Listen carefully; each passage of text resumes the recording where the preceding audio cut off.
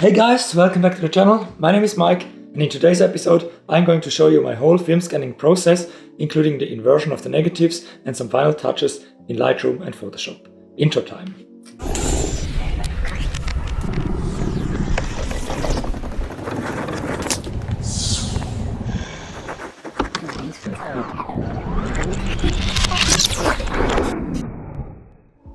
I hold in my hands two freshly developed rolls of film and I'm eager to see the results.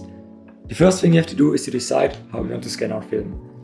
For me, since I'm kind of a DIY guy and I love tinkering, I'm going to go with the camera scanning process, which basically means to set up my camera and tripod and take photos of the film and do the rest on my computer over there. This is the best option for me because it gives me all the freedom I need quality-wise, and I already got all the gear at home. Now, if you saw my latest video, you can find it up here probably. I'm going to use my DIY homemade film holder. Now let's set up everything.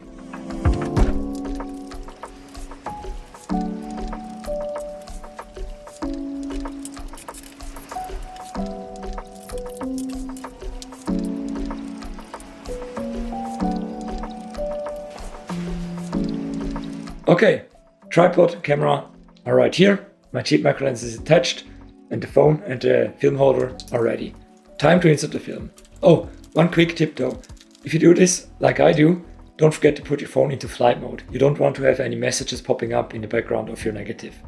The next important step would be to check how stable your setup is. My table is as unstable as any average college teenager right before any exams, and therefore everything needs a little bit of extra care. I have to set my camera to the 2-second self-timer to eliminate all the vibrations I might induce by pressing the shutter release button. You could trigger the shutter with your phone, but I'm kinda lazy and I love to look at the negatives while scanning, and therefore I'm going to bypass this step. The most important part, in my opinion, is the focusing. I'm going into live view, select the lowest aperture number, like 2.8, and use the zoom function to go as close as I can. I have the focus peaking enabled, and I can see pretty much what is in focus and what isn't. As soon as everything is as sharp as those damn rocks you always cut your feet on whilst trying to go for a swim in the ocean, I'm going to set the aperture to f8 or f10. This pretty much guarantees that everything is in perfect focus. At this stage, you only have to set your exposure to a level that doesn't clip any shadows or highlights, and you should probably use your histogram if your camera supports it. In addition, you have to make sure that you're shooting in RAW. This is very important. Further, you have to set your white balance to a fixed value. It doesn't really matter what you choose. I'm usually going for daylight or something along these lines. This step will make everything that follows much easier. I'm going to set my focus every 5 images because every time I touch a shutter, my camera moves a tiny little bit. Extra tip, try to shoot every negative only once, but perfect.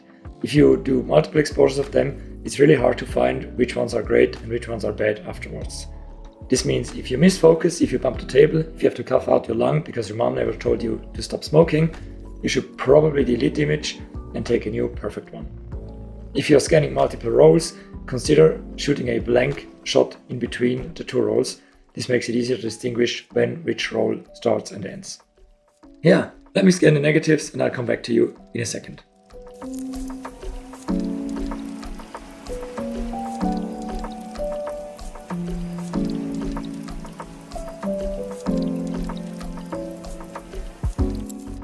This is it, all the effort stored inside of this little thing.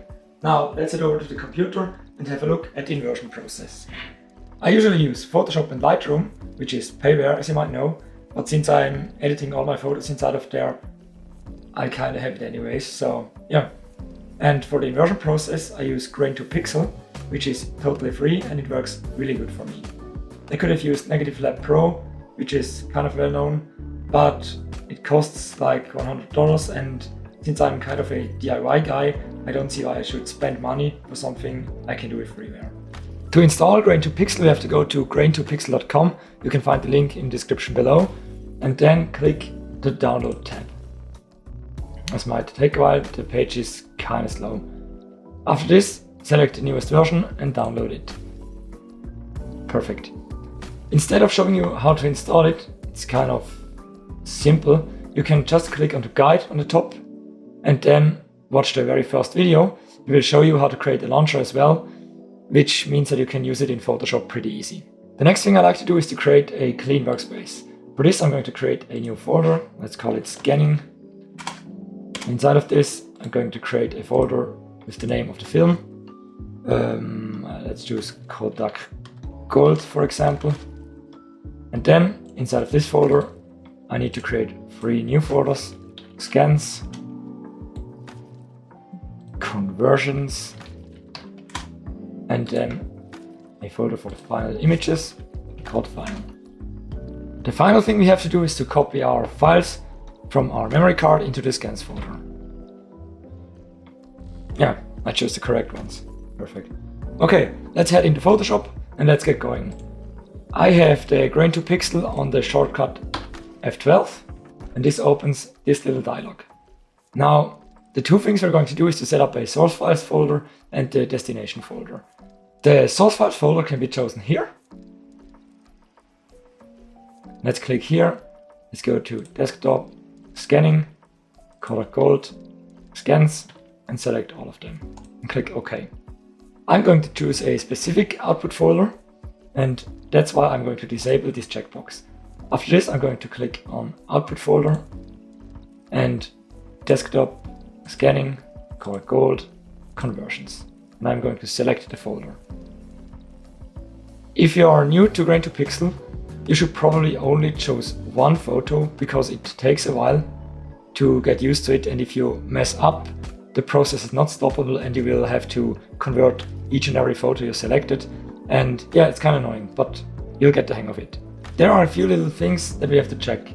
Under the tab Conversion Setup, there is a tab called Pre-Conversion. Under there we can find the film-based sampling. This is an easy way to choose the base color and tell the program for what color it should correct for. We're going to choose manual because we want to select a specific point on the image which only shows the film base. It shouldn't have any dust or any, I don't know, scratches on it, and I'm going to show you how it works later. Further, we're going to choose the crop method, interactive crop frame by frame.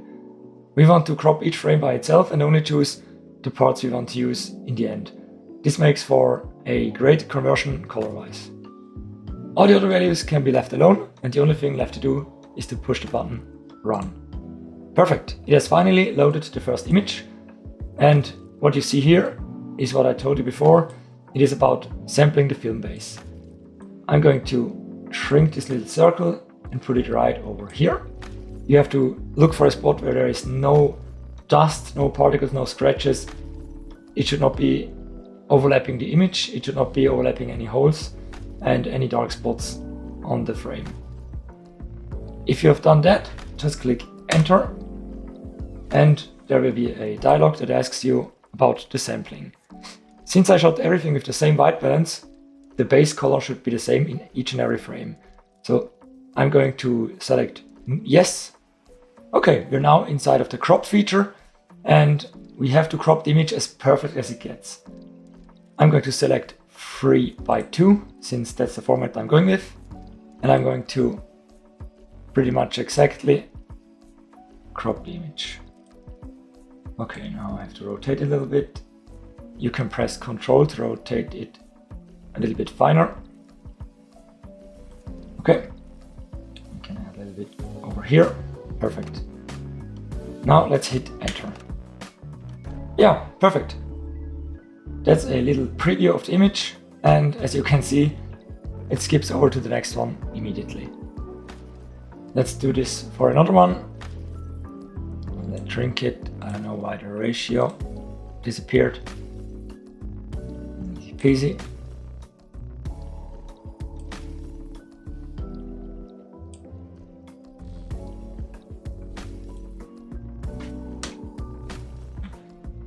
Okay, next one done. Let's have a look at the result. Yeah, this is the train station in Barcelona. It was pretty interesting. So you have to be extra careful while cropping, because if you accidentally double click and the framing isn't perfect, the app is committed and it goes on to the next image. As I said before, don't mess up, the tool is kind of unstoppable, just like any photographer's addiction to buy new and expensive gear and cheap out on every single other occasion. So yeah, be careful. Let me go ahead and convert all the photos. Okay, after that, all my photos are now converted. I closed Photoshop, and if I go to my conversions folder, there are all the images, and Grain2Pixel even created a contact sheet. You can open it real quick, have a look. And I guess it did an okay job with inverting the colors. It messed up some of the brightness, but I think this is easy fixable in Lightroom, which is what we're going to open next. Okay, as soon as Lightroom is open, make sure to create a new catalog. It makes it a lot easier to organize your stuff. I'm going to do it right inside of here, new folder, catalog.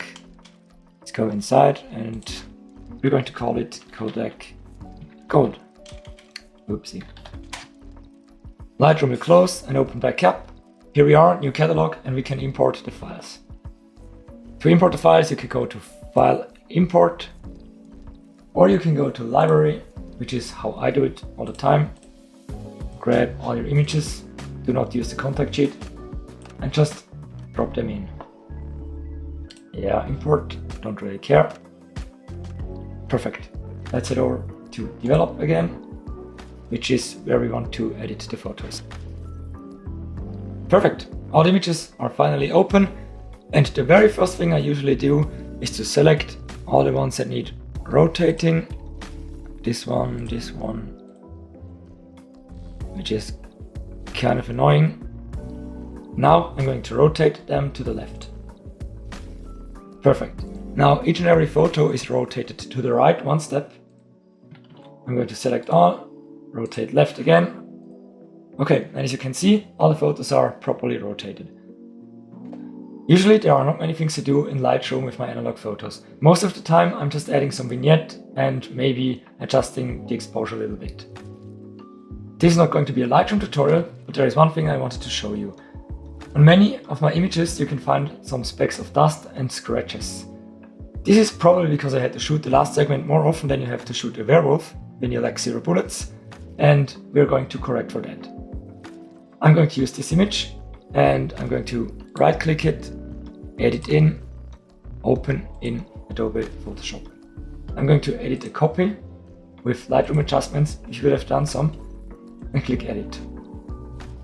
Removing the specks is very easy. You just have to go to the spot healing tool, which is this band-aid over here. Just paint over all these little specks. Okay, perfect. This one is kind of annoying. I don't know. This huge streak here will probably be a hair. And now it's gone. I'm going to remove this one on top. And this one, this one. Usually I'm not very thorough with this. It kind of takes away from the charm of shooting analog. I'm happy right now. Let's click Ctrl S to save the image. Perfect. Let's head back to Lightroom. And as you might see, there are now 2 images and there are no dust specks. Okay, let me edit all the other images and we'll have a look at exporting in a moment. There's one thing many film photographers like to do. This would be to add a white border around the image. This is kinda easy if all your images are the same size. Since I cropped all the images to 2x3 or 3x2, I can simply put 5500 in here, and this will guarantee that the longer edge is exactly this amount of pixel wide. And I'm going to show you how you achieve the white border in Photoshop. I just noticed that my camera is kind of overheating. Let's hope for the best. Oh no, a symbol is back again. Okay, now that my images are finally exported, I'm going to open up this one, for example. Or let's go to Properties, Details. And in here you can see it's 5500 by some odd number, which is perfect. I'm going to open it with Photoshop. To achieve the white border, I have to go to Image, Canvas Size, change the background to white, and then input 6000 by 6000. Yeah, that's my final image. I kind of like it. You don't have to use these white borders. I kind of like them. They look neat, I think. And let's head over to Lightroom for a final visit of my final images. And I think they turn out pretty good. zoom in a little bit. Yeah, this is how I scan and convert my photos. I hope some of you found this tutorial helpful. I hope some of you can scan and convert the photos yourself from here on out. And yeah, thanks for watching. Consider liking and subscribing. See you next time. Bye.